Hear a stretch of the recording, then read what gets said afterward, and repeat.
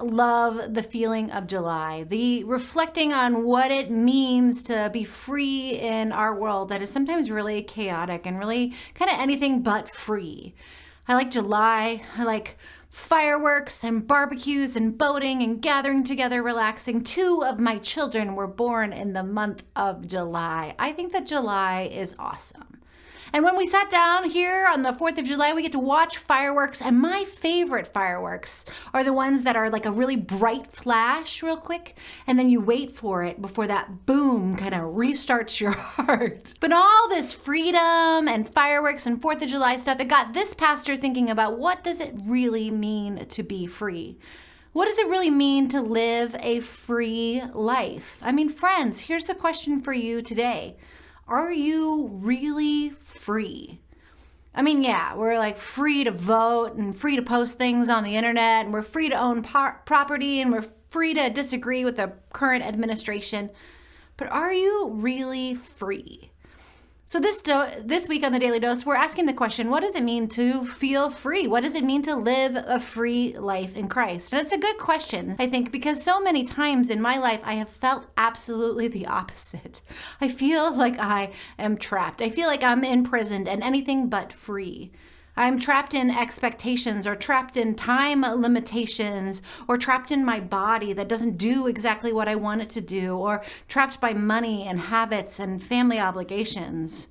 Or sometimes I feel imprisoned in a culture that expects me to be a size 2 beauty queen, or guys maybe expects you to be a superhero buff guy with 6-pack abs. This world that imprisons us with this expectation that we should have these rocking finances and these kids that just love us no matter what, and hobbies and a perfect house and a fast car. We are imprisoned in a culture that says that if you don't have it enough together, if you don't already have it all together, then you better work a little bit harder. You better work your tail off in order to be able to achieve it, with all that extra time that you have. In so many ways, if I can be so bold, our meritocracy, our democracy built on what we can achieve, it has not actually given us freedom. But instead, for so many of us, it has confined our schedules, our expectations, our money, our kids, and our brain space. So what does real freedom look like? And can we ever actually get there? Jesus, in his very first public address as a young minister, he was baptized and sent out into the wilderness in the book of Luke. And then he came back in to make his first public appearance in the synagogue. And they invite him to go forward and to read the scroll. This is a deep honor. So Jesus, he takes the scroll out and he goes to the part that is Isaiah. And he reads where it is written in the book of Isaiah. He says, "The Spirit of the Lord is upon me, because he has anointed me to proclaim good news to the poor. He has sent me to proclaim freedom for the prisoners, recovery of sight for the blind, to set the oppressed free, and to proclaim the year of the Lord's favor. This has been done in your hearing." What? They were so outraged when Jesus read this. But I think when I read it and I look back on the life of Jesus, I see that this is actually Jesus's claim and Jesus's mission statement. He stands there in his first public address and he says exactly what he has come to do on this earth. He names and claims this right there in that thing, and that is what the rest of the gospel and the rest of the Bible shows us that Jesus accomplishes. Jesus says there right away, "The Spirit of the Lord is upon me because he has anointed me." So Jesus claims that he is God's anointed. But then here's the points that he makes. His job is to, 1, proclaim good news to the poor. 2, proclaim freedom to the prisoners. 3, recover sight to the blind. 4, to set the oppressed free. And 5, to proclaim the Lord's favor. This is exactly what Jesus came to do.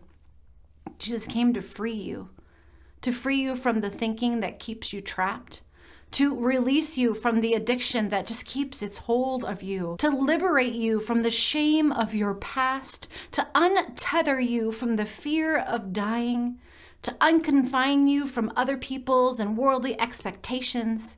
Jesus came to free you so that you could realize that you are already enough. To realize that you are worthy of love and belonging and acceptance, and to allow you to let the messages go that hold you completely captive. to abandon the shame and guilt of your mistakes so that they can't shackle you anymore. And why does Jesus come to free you? Why did Jesus do this work on our behalf when we didn't even exist then? I think theologian Martin Luther in the 1500s, in his essay, Freedom of a Christian, said it best. Martin Luther says, "A Christian is a perfectly free person of all, subject to no one else. And a Christian is a perfectly dutiful servant to all, subject to all." I think it's this paradox of being both completely free, that you have nothing to do to earn God's love, grace, and acceptance, and God's complete and utter favor. At the same time, your neighbor needs that freedom too, needs your love and your acceptance and your favor, and you're teaching them what Jesus has done, because your neighbor, they are still imprisoned. So this Freedom Week, this week in our country and on the Daily Dose that we're focusing on freedom, it is my hope and prayer that you will believe that Jesus came to do this for you, to free you from worry and stress and expectations, to free you from feeling like you have to accomplish and achieve it all, for you to realize that you are enough and you are loved right here, right now, in whatever state that you may be. Because friends, this is really true freedom. Thank you so much for joining us on the Daily Dose this week. If you're watching on Facebook or YouTube, I want to invite you to share and subscribe. And if you're joining us on cable access, I'm so honored that you're here. Please join us again tomorrow.